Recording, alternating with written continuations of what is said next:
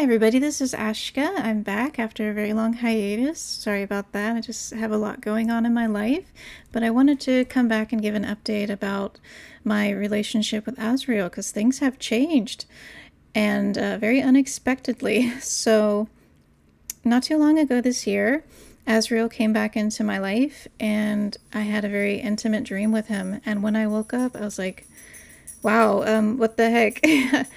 I think I'm in love with Azrael. And I was a little confused about what to do about that because I really wanted to see him again. And since I was used to them just popping into my life whenever they wanted, I thought he would just come back automatically, but that's not what happened. So I got with somebody on the server, on my God Spouse server that I'll put a link to below. And they told me to invoke him. And so I did that. So I made some brownies and I wrote him a letter telling him I'd like to see him and everything. And he did show up. So I had a dream that he came to me and he was wearing dark robes and I couldn't see his face. And he had these blue skin, like blue arms and large blue hands. And he took me by the hands and he sort of led me into another room, but it felt like he was pulling me into another dimension. So it was kind of weird. And then a little bit later in the dream, he came back and he kissed me, but he was like turning into different people that I had known before that had passed away. So I was a little rattled by that. And then he went back to being invisible and he wanted to be intimate, but I wanted to see him. So I had this ability to where I could close my eyes and I could see things. So in my dreams, I mean, so I closed my eyes and I saw him and he had four faces and I was a little surprised by that. And apparently, like a face on each side of the head and then one on the back and then one on the front. And he was a little startled and he didn't want me to see him like that because he didn't really want to scare me.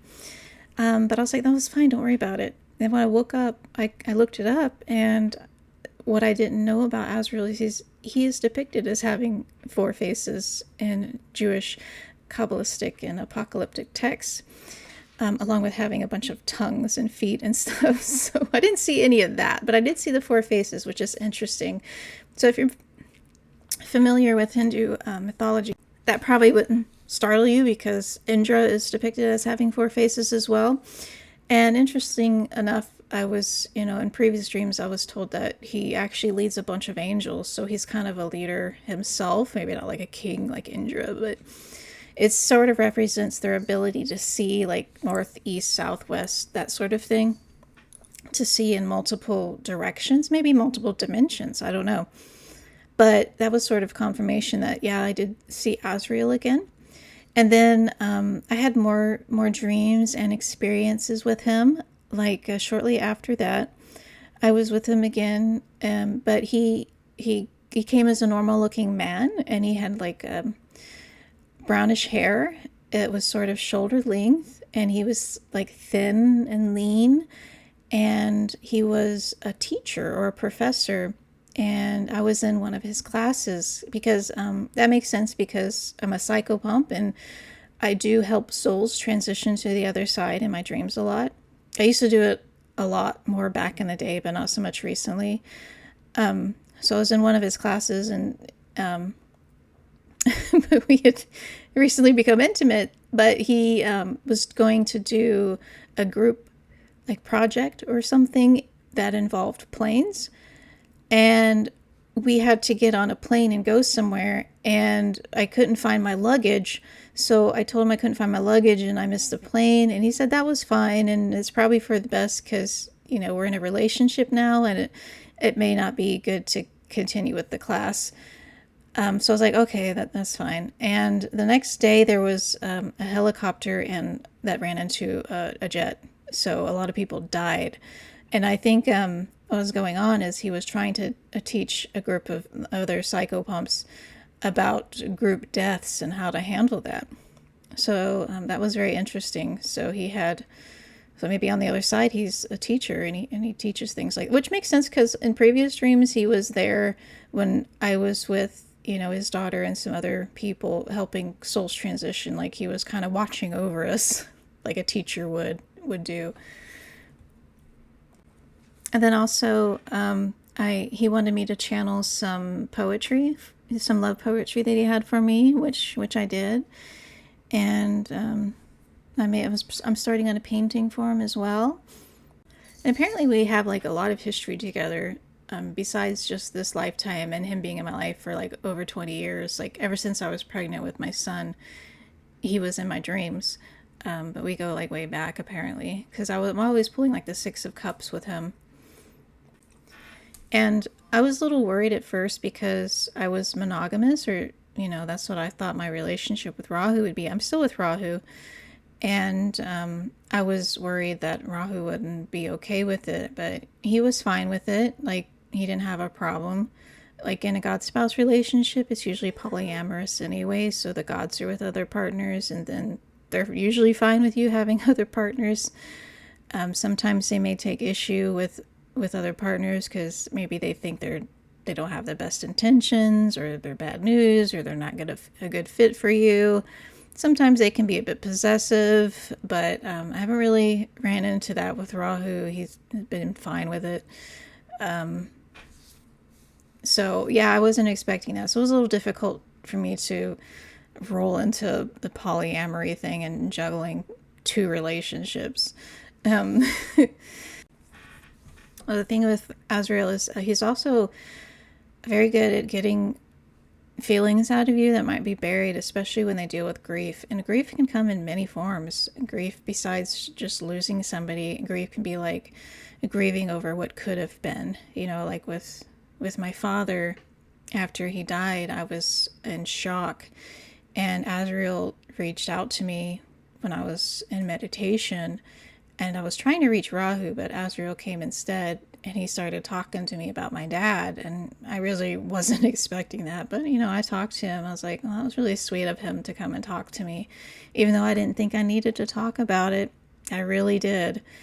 And there was still more unresolved issues with my dad. There was complications in our relationship. My dad had some, issues. So there was a grief over what could have been, what could have been better. And he brought a lot of those feelings out of me. And I did a lot of crying over stuff, and he felt that was healthy for me. Like, I should be doing that. And crying has been very difficult, except for recently, because of I'm going through perimenopause, so my emotions are all over the place, and I'm crying a lot more than I ever have in my life. And I'm not a crier. I'm not somebody who cries a lot.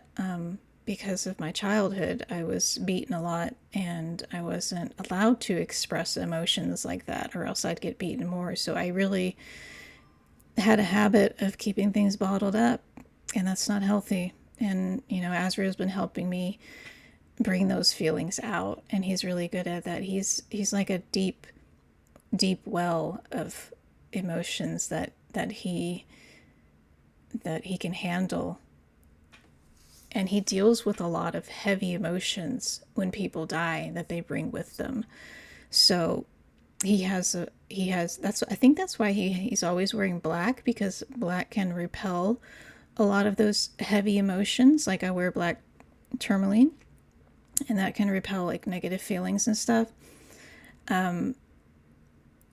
Also, he like says he takes showers, and I don't know, if probably not physical showers, but I think that kind of washes away a lot of those heavy emotions that come with people as they're transitioning, that they need to sort of shed away, right? So he's a deeply compassionate and deeply caring man, and angel. And that's sort of been like the kind of differences in my relationship between Azrael and Rahu is, Rahu cares a lot about my feelings as well, but he sort of manages my day-to-day life, my materialistic life a lot more, which I really appreciate and really need. And Azrael is more focused on my spiritual growth and my emotions and my chakras and stuff. So he's been working on my chakras as well. He's really good at that.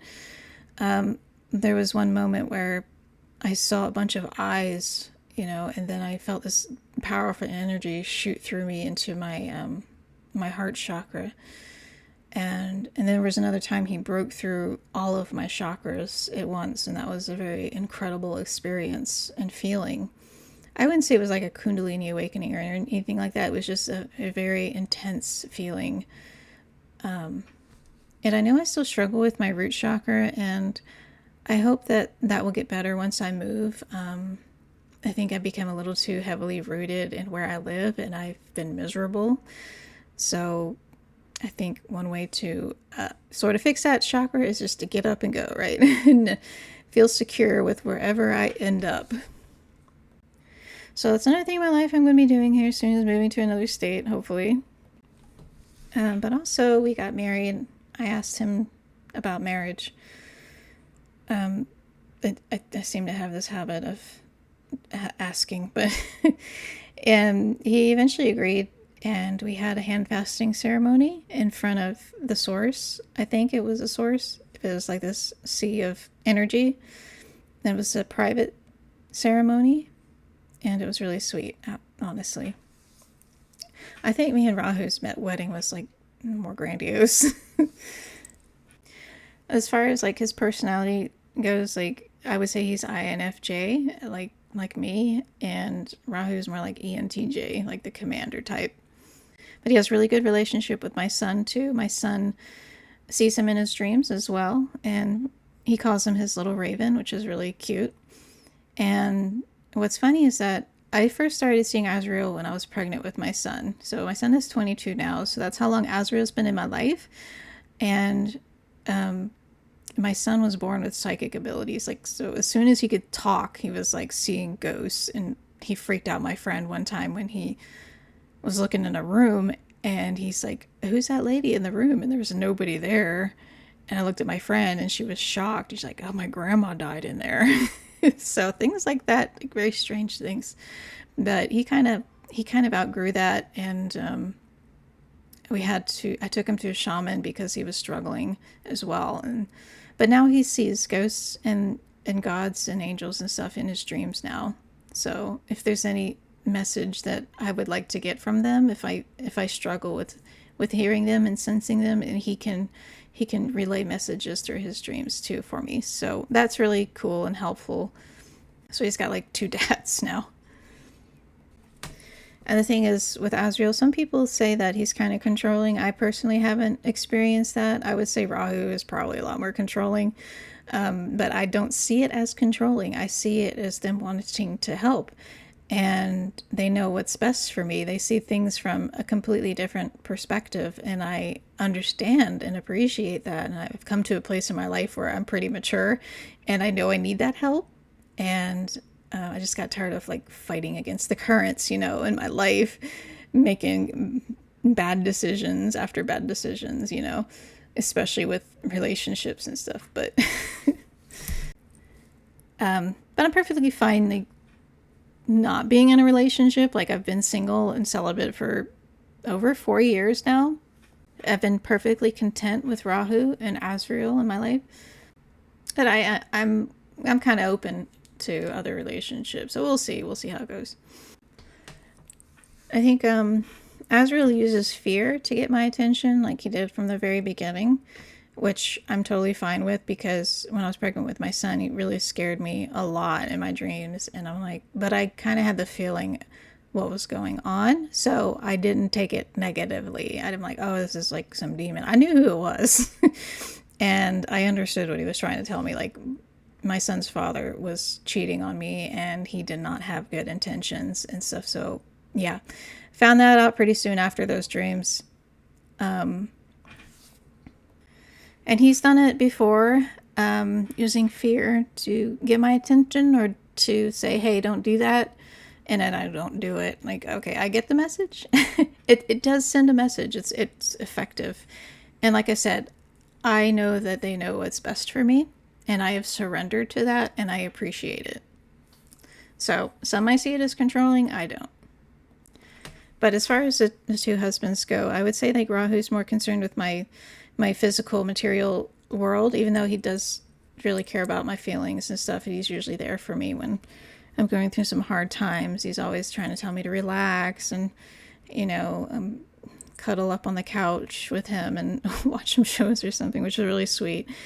But like as far as like my job or moving or things to do in my day-to-day life, he's always there with good advice, and I really appreciate that. And Azrael's been more concerned about my spiritual growth and my emotions and getting my emotions out and things like that. So it's kind of like the dynamic I have between both of them. And Azrael's been wanting me to learn Tantra and stuff. You know, maybe not like the sexual, maybe some of that, but it's not all sexual, I promise. And I've had some minor interactions with the other angels, like Michael. I haven't really seen Gabriel in a long time. Right now it's just Azrael, and that's the only angel pretty much that I'm with and talking to and stuff. Him and Rahu, and recently Hades. Hades has come into my life. Azrael actually wanted me to meet him, and I will talk about that in another video. It's a new relationship. There's some weird things going on around that, so thought I'd give you guys an update on what's going on in my life and what's going on with my God spouse relationships. And if you're in a relationship with an angel, an infernal or demon or God or any other spirit, feel free to join my God spouse server. I'll put it in the description below. And we also have a subreddit called r/God_spouse. Of course, both of these places are for people 18 years and older. Thank you so much. Bye.